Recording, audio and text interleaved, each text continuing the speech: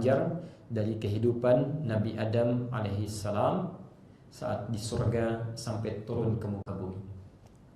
Saat di surga sampai turun ke bumi. Pelan-pelan ya. Insya Allah kita persingkat ini. Baik.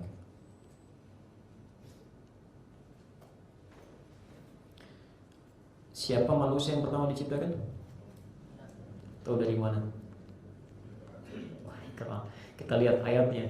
Bagaimana beliau diciptakan, bagaimana kehidupannya sampai turun ke muka bumi. Setelah itu indahnya, setelah menerangkan sampai Adam turun ke muka bumi, lalu Allah meminta kita untuk belajar dari kehidupan itu. Dan dibuka kalimatnya dengan Bani Adam. Hei anak cucunya Adam.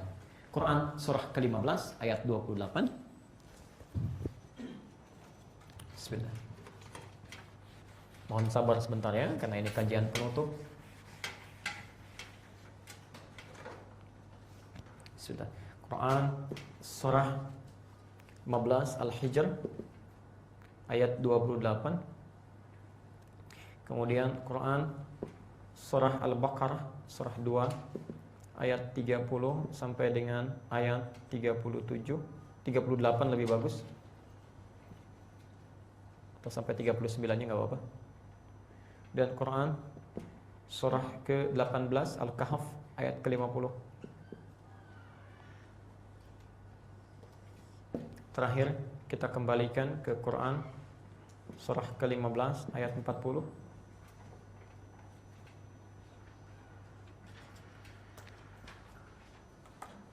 Kalau bicara Qurannya ini enggak, ini ya masih runtut ayatnya nih. Supaya terbebas dari sini, kita harus tahu dulu bagaimana cara setan menggoda. Quran surah 2 ayat 168, kembali ujung ayatnya. Quran surah 7, kenapa dia tidak mau taat, ayat 12 sampai ayat 13. Baik. Baru kemudian Quran surah 7 ayat ini 26, 27 sampai 31. Ada di ayat 27 yang paling utama. Baik, kita percepat bahasan kita. Bismillahirrahmanirrahim. Bapak Ibu sekalian, saya berikan gambaran dulu ya. Di dalam Al-Qur'an, Allah Subhanahu wa taala memberikan penjelasan bahwa satu kali ya, malaikat dan jin diberikan informasi bahwa akan diciptakan makhluk baru. Ya. Jadi malaikat sudah ada, jin sudah ada. Jadi sebelum makhluk ini diciptakan, jin sudah duluan diciptakan. Dalilnya Quran surah ke-15 ayat ke-27. Wal janna khalaqnahu min qablu min naris samum. Dan jin kami ciptakan sebelum manusia, sebelum makhluk baru itu, ya. Min naris samum, dari bahan bakar api yang menyambar-nyambar. Jadi bukan cuma nar, ya, api yang menyambar. Baik. Yuk lihat sini pelan-pelan. Setelah kita tahu ada malaikat, bismillah, ada jin, kemudian diciptakanlah makhluk baru, bukan malaikat, bukan jin. Ya. Disebut dengan bashar di Quran surah 15 ayat 28. Kita telah bahas ini dengan sangat terperinci. Ya. Wa idz qala rabbuka, tolong garis bawahi betul redaksinya ya, karena nanti ada yang sama, yang unik nih. Wa idz qala rabbuka lil malaikati inni khaliqun bashar. Khaliqun bashara. Ya. Wa idz qala rabbuka lil malaikah, dan ingatlah Muhammad, kalau ada kata iz di Quran itu bukan sekedar ingat. Ya. Tapi maksudnya ingat untuk dipelajari. Ya, maksudnya saat kita baca itu, coba pelajari ayatnya, pahami maknanya, dan aplikasikan dalam kehidupan. Ya, jelas ya? Nanti Anda akan temukan banyak kalimat if dalam Quran. Ya. Ada if yang dilekatkan dengan penyakit. Ya, Nabi Ayub pernah sakit. Tidak pernah diderita orang sebelumnya, tidak akan dirasakan oleh orang setelahnya. Ya, Nabi Ayub alaihissalam. Ya.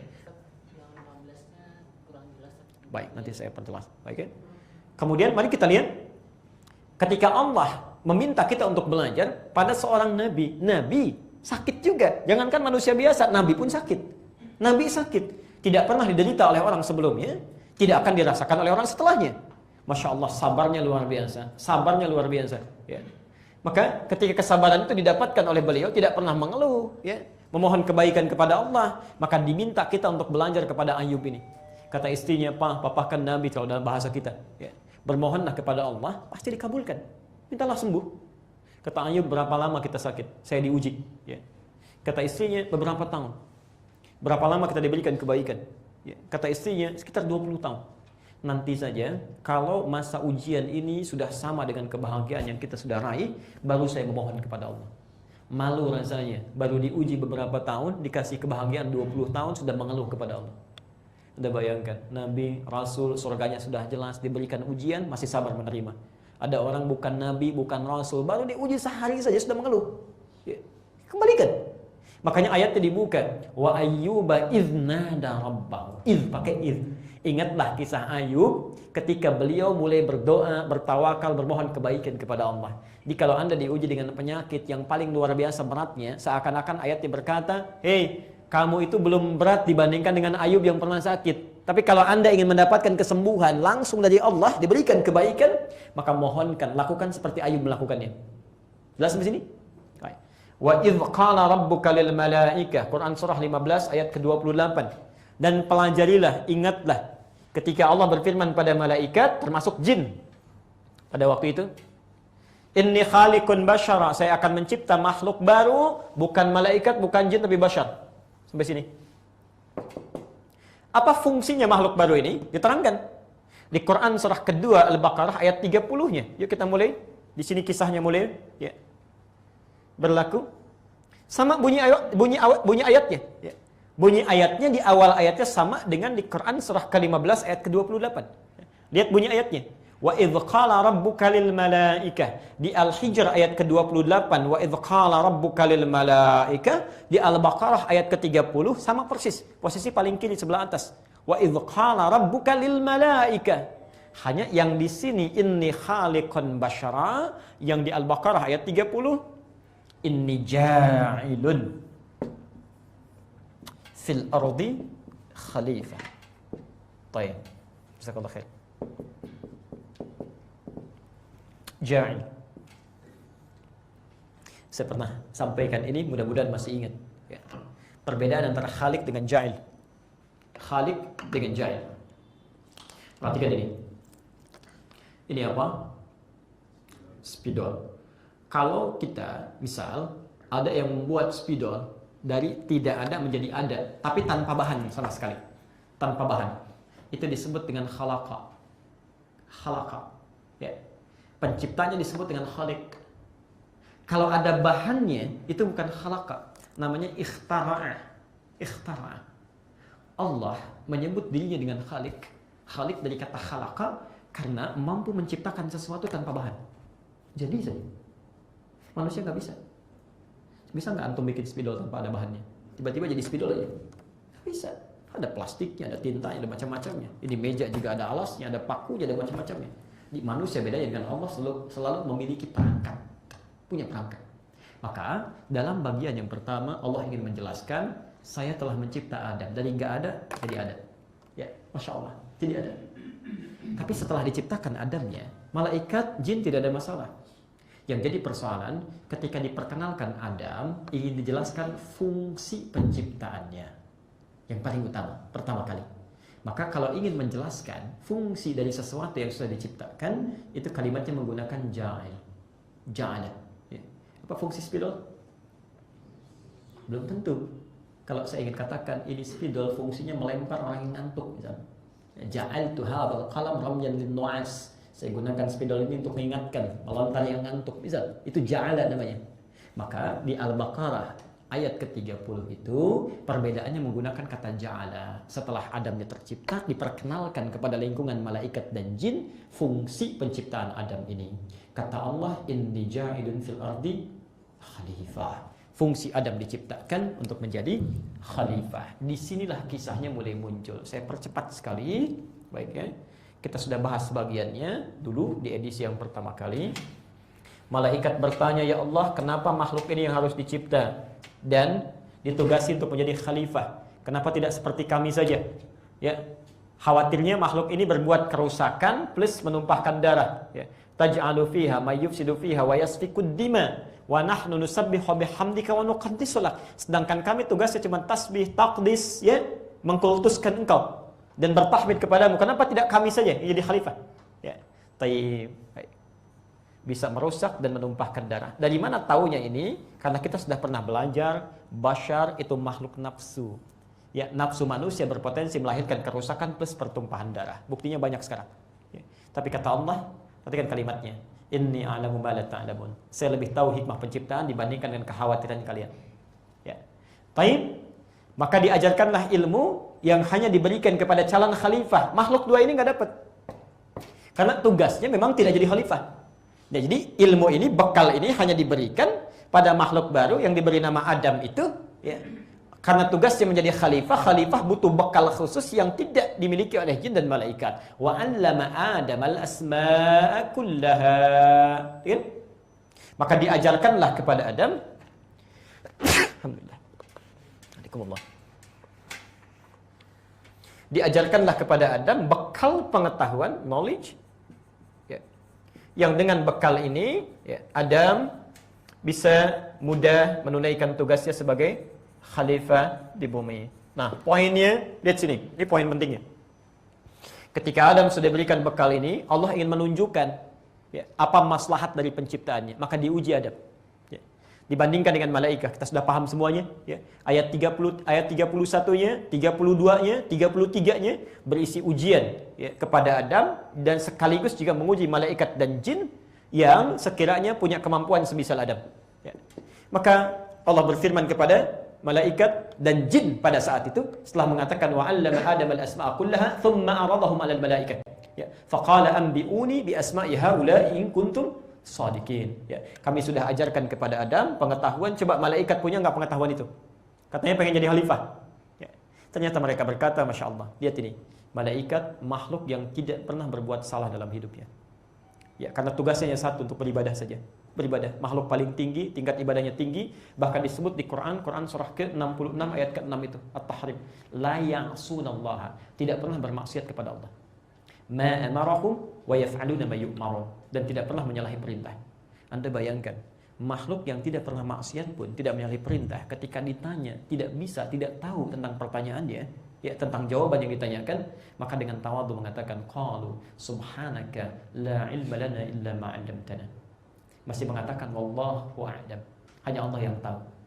Maka bagaimana dengan makhluk yang bukan malaikat, yang dosanya banyak, yang maksiatnya sering dilakukan, masih bisa merasa tahu dalam setiap pertanyaan yang diajukan? Ya, tidak tepat. Singkatnya, Adam unggul, diberikan kemuliaan dengan pengetahuan, maka perhatikan ini poinnya. Allah perintahkan malaikat dan jin yang ada pada saat itu untuk memberi penghormatan kepada Adam, diminta bersujud. Awas, hati-hati, tolong garis bawahi. Yang penting dari sini bukan sujudnya, tapi perintahnya. Tolong garis bawahi ya. Allah tidak butuh dengan sujudnya, tapi yang penting perintahnya. Perintahnya, ya. Maka turun perintahnya, Quran surah ke-2 ayat 34 itu, wa idh qulna lil malaikati isjudu li Adam fasajadu illa iblis. Maka ketika kami perintahkan kepada Quran, qulna di situ kami perintahkan pada malaikat mencakup jin saat itu. Ini disebut dengan sinektok pas prototo, ya, dzikrul ba'dhi yuradu bihil kullu. Disebutkan sebagian, dimintakan keseluruhannya. Ya. Disebut malaikat, jin juga diminta seketika. Ya. Kata Allah, ketika kami perintahkan malaikat dan jin untuk hormat, ingat, perintahkan, perintahnya bukan sujudnya. Ya.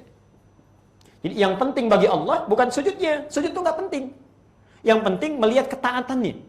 Sama kita juga, yang penting bukan sholatnya, bukan puasanya, tapi yang penting apakah dengan perintah itu taat tidak kita. Ujiannya pada itu, pada ketaatannya. Ya. Masya Allah, apa yang terjadi? Semua malaikat taat kecuali iblis. Siapa iblis ini? Wah, di sini kan nggak disebutkan. Yang ada cuma malaikat, jin, dan Adam. Iblis ini siapa? Apakah nama baru? Makhluk baru di luar yang tiga ini? Atau justru makhluk lama yang disebut dengan nama yang beda? Maka ditafsir, dijelaskan di Quran siapa itu iblis. Di Quran surah ke-18 ayat ke-50. Kalimat awalnya sama persis dengan Al-Baqarah ayat 34. Mohon izin ya, supaya lebih paham dulu. Lihat kalimatnya sama persis. Wa idh qulna lil malaikati isjudu li Adam fasajadu illa iblis. Sama. Semua sujud kecuali iblis. Kalau yang di ayat 34 Al-Baqarah terusannya aba wastakbar, karena dia enggan sujud karena sombong. Yang di ayat 50 Quran surah 18 dijelaskan siapa itu iblis. Kana minal jin. Iblis itu termasuk kalangan jin. Jadi bukan dari malaikat tapi kalangan jin. Yang tadi sudah kami sebutkan. Jin yang mana? Enggak semua jin. Fa fasaqa an amri rabbih. Jin yang tidak menaati perintah Allah. Ya, keluar dari perintah Allah, dari ketaatan. Di fasik lawannya taat. Jadi kalau ada orang tidak mau taat namanya fasik. Fasik. Ya. Dari mana taunya yang penting perintahnya bukan sujudnya? Ada di Quran surah ke-7 Al-A'raf ayat ke-12 kita sudah tulis tadi. Ya. Ma mana'aka alla tasjuda idh amartuk.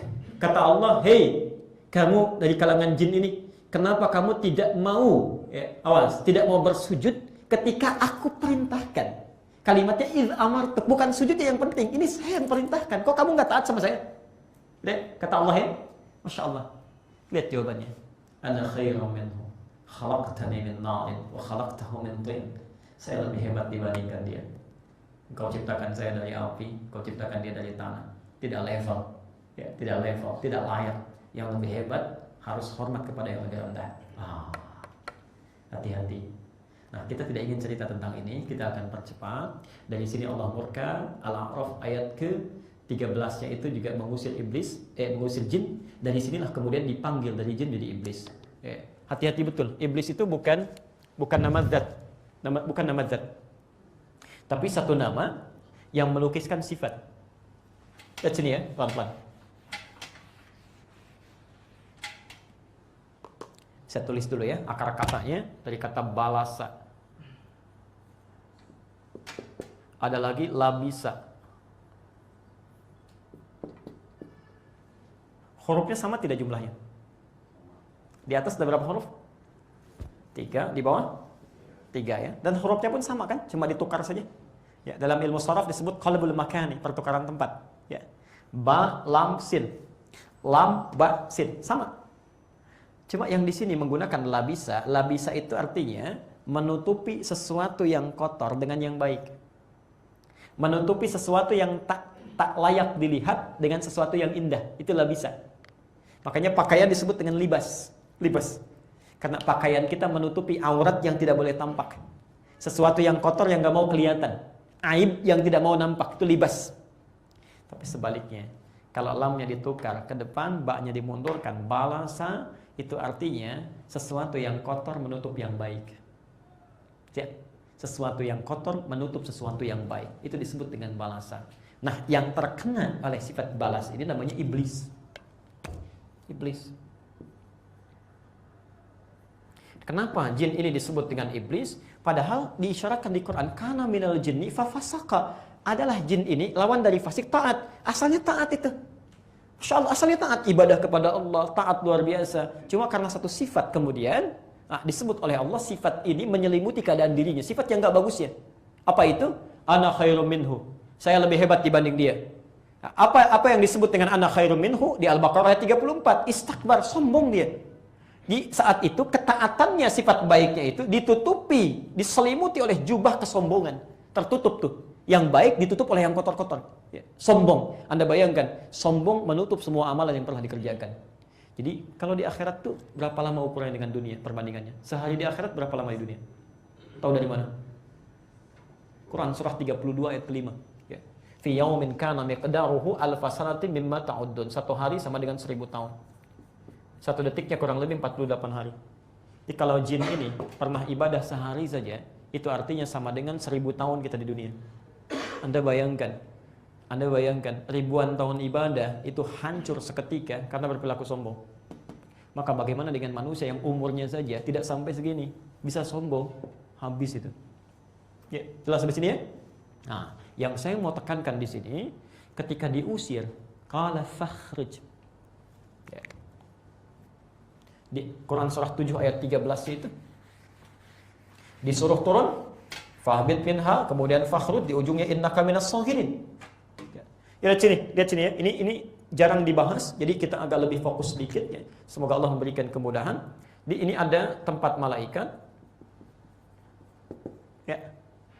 Tadi disamakan ada jin juga di situ. Malaikat juga ada level-levelnya, ada al-alin, ya, ada yang memikul arsy, ya, ada yang tingkat paling tinggi disebut al-alin. Ini yang biasa. Lihat sini. Ketika jin bermaksiat kepada Allah, berbuat fasik, tidak mau hormat kepada Adam, melawan perintah Allah, maka kalimat pertama diminta keluar, turun dari sini. Jelas ya? Berarti keluar dari tempatnya yang ada semula. Tempat mulia turun ke bawah. Ya. Belum ke bumi, bumi masih di bawah. Ardun masih di bawah. Masih di alam langit, cuma levelnya turun ke bawah. Jelas sampai sini? Pelan-pelan. Jadi kalau sudah turun ke sini, boleh masuk lagi ke sini nggak? Tidak. Sudah turun, terusir. Nah, di ayat 35-nya Al-Baqarah, setelah kejadian ini, Adam diminta oleh Allah untuk meninggali tempat di satu tempat di surga. Wa qulna ya Adamu uskun anta wa zaujukal jannah. Kami perintahkan kepada Adam, silahkan masuk dengan pasanganmu itu ke surga. Perhatikan kalimat surganya pakai alif lam. Alif lam itu menunjuk kepada ta'rif, ma'rifah, khusus. Ya. Jadi memang surga ini hanya disiapkan untuk Adam saja pada saat itu, berbeda dengan surga yang akan kita tinggali nanti, lain. Ya. Makanya surga kita yang akan kita tinggali itu nggak ada alif lamnya di Quran.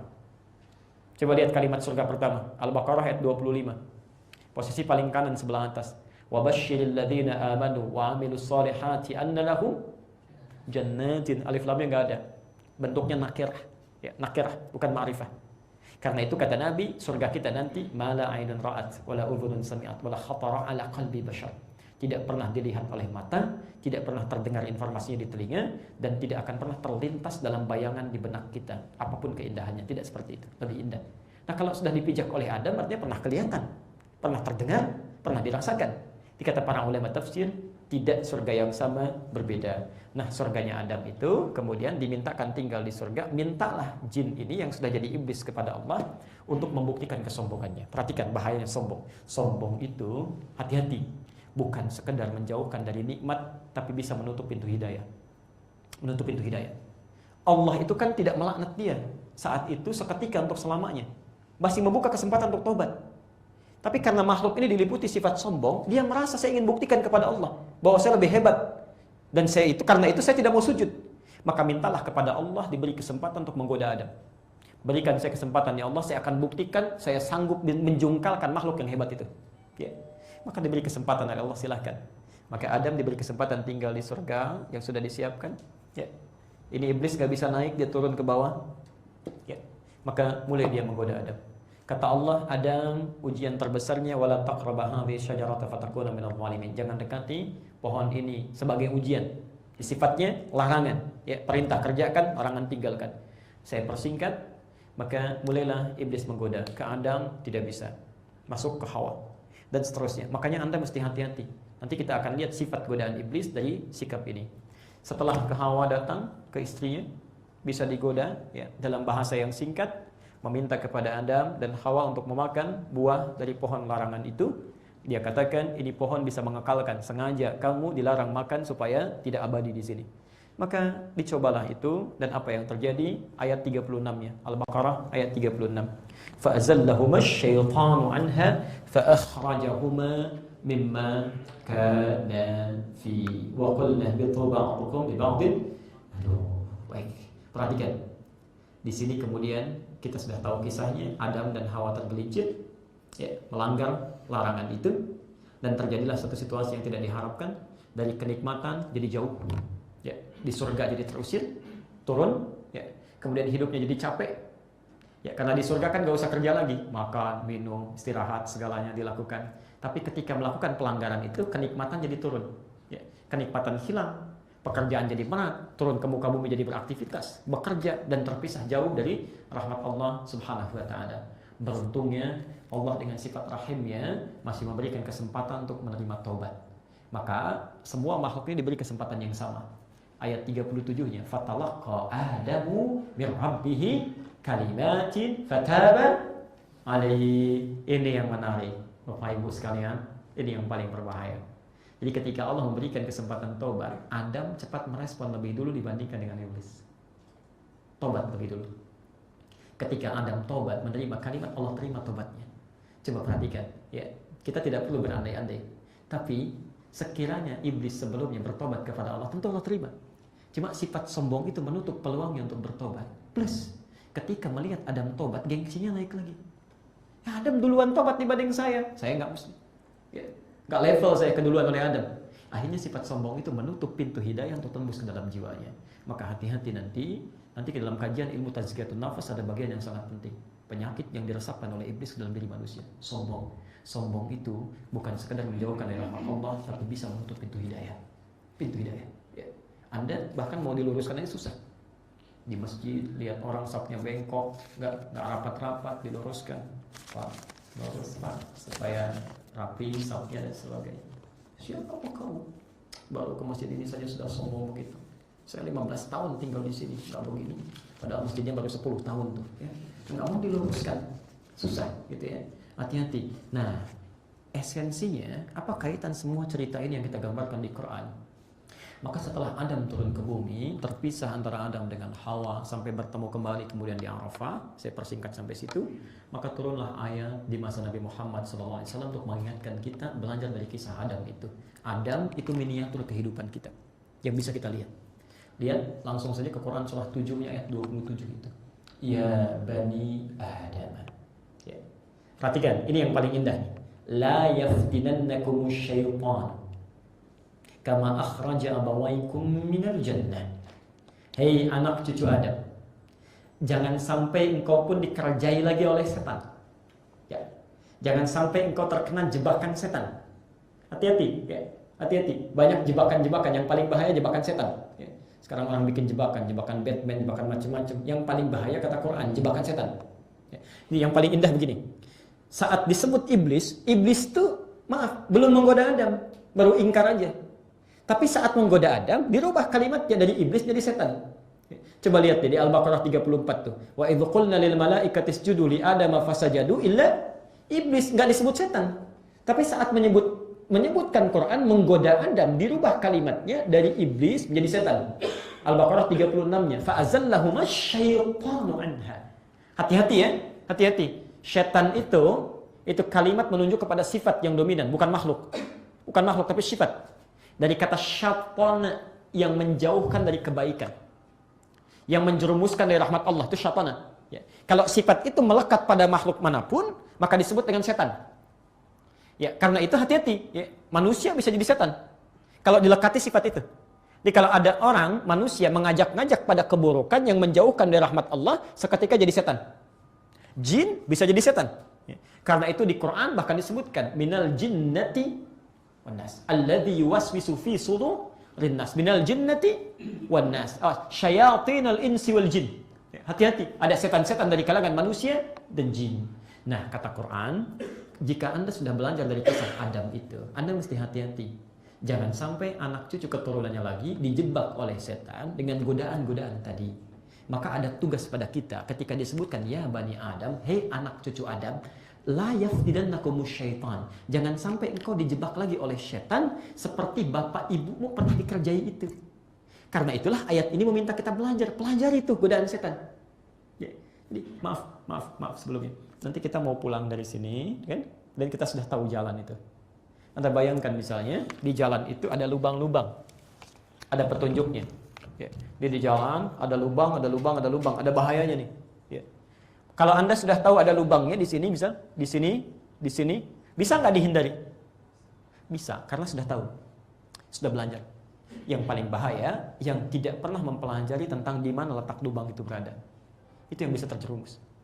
Maka ketika kita disebut Bani Adam, diminta agar mewaspadai godaan-godaan setan, dijelaskan kemudian di Quran ayat-ayat turunannya. Begini cara menggodanya. Ini datangnya.